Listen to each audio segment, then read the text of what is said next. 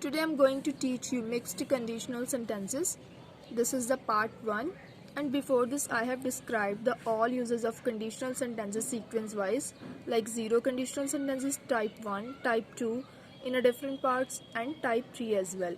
If you have not watched all these videos, please visit to my channel English for Beginners and watch them first, because you cannot understand the use of mixed conditional sentences, because I'm going to combine the two types in a single sentence of conditional sentences.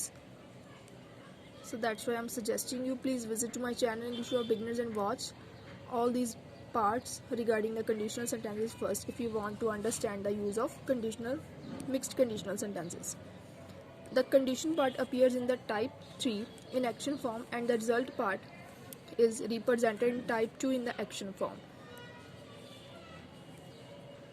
एक conditional sentence ਉਹਦੇ ਵਿੱਚ ਕੀ ਹੁੰਦੇ ਆ, two parts ਹੁੰਦੇ conditional sentence ਦੇ। First part ਨੂੰ ਕਹਿੰਦੇ ਕੰਡੀਸ਼ਨ।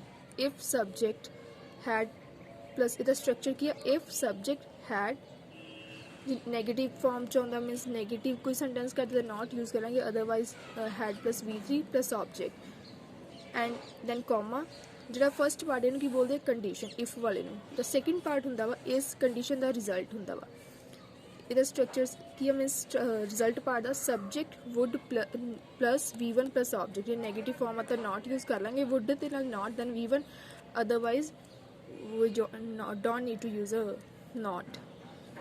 ਇਹਦੇ ਵਿੱਚ ਜਿਹੜਾ ਫਸਟ ਪਾਰਟ ਆ, ਮੀਨਸ ਫਸਟ ਪਾਰਟ ਜਿਹੜਾ ਵਾ ਕੰਡੀਸ਼ਨ ਪਾਰਟ, ਉਹ ਹੋਊਗਾ ਟਾਈਪ 3 ਦੀ ਐਕਸ਼ਨ ਫਾਰਮ ਦੇ ਵਿੱਚ।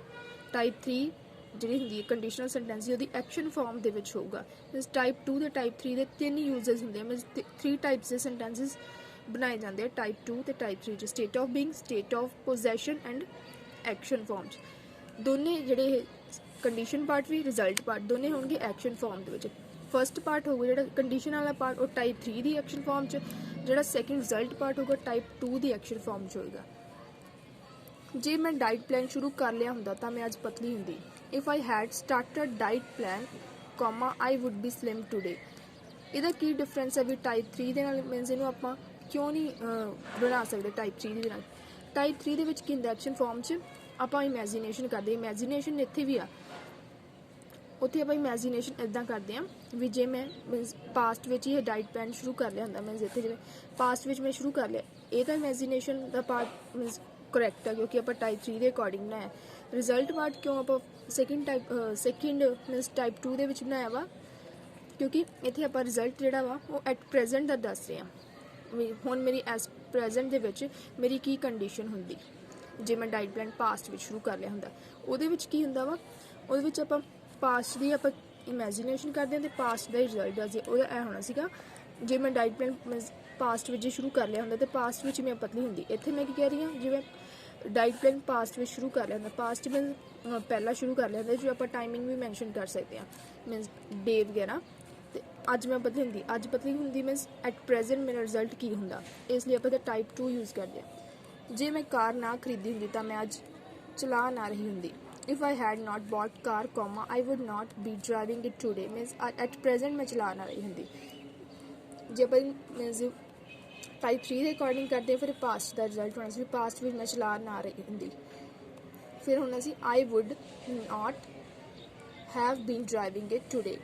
ਜੇ ਮੈਂ ਡਰੈਸ ਕੱਲ੍ਹ ਨਾ ਖਰੀਦੀ ਹੁੰਦੀ ਤਾਂ ਮੈਂ ਅੱਜ ਇਸ ਡਰੈਸ ਵਿੱਚ ਨਾ ਹੁੰਦੀ। If I had not bought or purchase this dress comma I would not be in it. ਜੇ ਤੁਸੀਂ ਇੰਗਲਿਸ਼ ਨਾ ਸਿੱਖੀ ਹੁੰਦੀ ਤਾਂ ਤੁਸੀਂ ਸਟੂਡੈਂਟਸ ਨੂੰ ਟੀਚ ਨਾ ਕਰਦੇ। If you had not learned English comma you would not teach the students, means at present ਤੁਸੀਂ ਟੀਚ ਨਾ ਕਰਦੇ। ਇਹਦੇ ਵਿੱਚ ਆਪਾਂ ਟਾਈਮਿੰਗ ਵੀ ਮੈਂਸ਼ਨ ਕਰ ਸਕਦੇ ਹਾਂ। ਜੇ ਤੁਸੀਂ ਇੰਗਲਿਸ਼ ਕਹਿ ਦਿਓ ਕਿ ਬਹੁਤ ਸਾਲ ਪਹਿਲਾਂ ਨਾ ਸਿੱਖੀ ਹੁੰਦੀ, if you had not learned English for many years ago you would not teach the students today, ਇਸ ਤਰ੍ਹਾਂ ਵੀ ਕਰ ਸਕਦੇ ਹਾਂ।